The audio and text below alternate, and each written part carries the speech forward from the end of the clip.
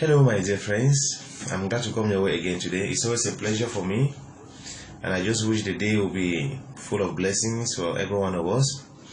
We have been talking about enjoying or enduring marriage, and we have said a lot of things to this point, and I just know in my heart that it will help anyone who takes them serious. And in our previous episode, we're trying to talk about the fact that we need enough money to live today. Society is so demanding in every form, and everything is tied to money. Even those who say they live by faith, your faith must be translated to cash to handle some issues. Faith does not mean that you have free service. Faith simply means God will provide for you miraculously without just your sweat. But sometimes it's as if you are living based on charity, people just giving things to you, and sometimes it's going to be frustrating. So it is good to create systems that could bring cash to you so that they will handle some aspects of your life easily.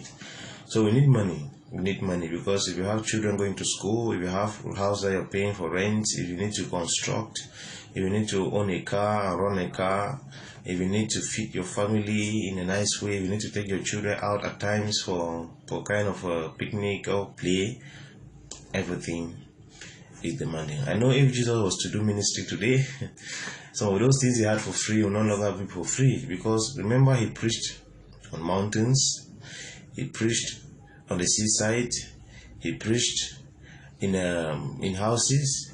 And I want to tell you, we have a mountain here in Cameroon, you can't access that mountain for free. We have beaches here, you can't access them for free. To say you gather for a meeting, everything is paid for today, so everything is translated to cash, and we need to prepare for them. Okay, I did not go into the details on how we manage money in the family, right? I deliberately left that out because I know that there is one thing I said that if you put into practice, it's going to handle that part of managing money in the family. I told us that we must first develop the mindset that it is not my money, it is our money. That is a tough job to do, and I know your heart is quarreling that principle, that how can I be the one going out to hustle, another person is just folding his arms or her arms and then just eating the money. Now it cannot be our money, it is my money. Or even if I will spend the money, they who are benefiting from that money must acknowledge that it is my money, right? And then they are just benefiting. No, when you don't develop that mind of it is our money, man, you're going to have a lot of issues with your family bliss, your family joy, because every time you expect the rest in the family to fall before you and worship you. But what is the advantage of that mindset? When you develop that mindset that it is our money, indirectly you also develop the mindset that your problem is my problem. Your wife's problem is your problem, your husband's problem is your problem. And that's even what marriage is all about. We share our problems, we share our joy, and we share our solutions so that we can progress together, right? Nobody progresses alone and think that you are progressing. In a marriage, if I'm progressing without my wife, definitely I'm not progressing, because she's going to pull me back. If she's progressing without me, definitely she's not progressing, because I'm going to pull her back, right? Many people think that divorce helps. Divorce doesn't really help. Divorce opens another door of problems and challenges to your life. All those who were part of your wedding, each time you meet them, you must have to answer questions. They will ask you, how is daddy? How is your mommy? What will your answer be? Assuming that they don't know that you have now divorced, what will you tell them? You have to either be lying, or in fact, divorce cannot even be the solution, right? So I think that we have to develop that mindset, and when you do, you gain. Because if your mother-in-law, that's your wife's or your husband's mother, has a problem, and you have developed the mindset that it is our money, you will also have the mind that it is our problem.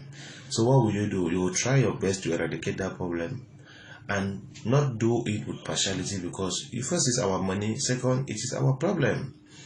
But let me tell you what some people do. Those who say it is my money, or it is their mother, they are very urgent. They solve the problem so fast. They are very serious and they solve it so fast, and no matter the amount of money they spend. But when it is the other person's mother or brother or father, they solve the problem reluctantly and they query the amount. Why is it too much? No, let's reduce the money. No. Why? Because it is my money, not our money, right? And when there is that partiality, you must have a bad marriage, because your wife will see the difference or your husband will see the difference, and he will become careful. Before you know, the other person start doing things at your back. Because since when it is my mom, you spend little, let me find a way to compensate, to cover up for her, to complete, to add. And in adding, she will not tell you. And in adding, he will not tell you. There will be something that will hide from you because you have not fully embraced the other person. So I think we have to be very careful, and that mindset, go and develop it. If you have struggles with it, seek for counsel. I may help, or if you find another person who can do a better job, fine. But you must develop that mind that it is our money, not your money. We don't worship money. We worship God. We worship Christ Jesus. We don't worship money. Money is just a tool. My dress should not be different from money. The way I see my dress should not be different from money. The way I see my shoe should not be different from the way I see money. Money should just be a tool, a facilitator, and not the final result. So we must build that into our system. So my dear, I wish you all the best. And I know today will be a great day for you. Ciao.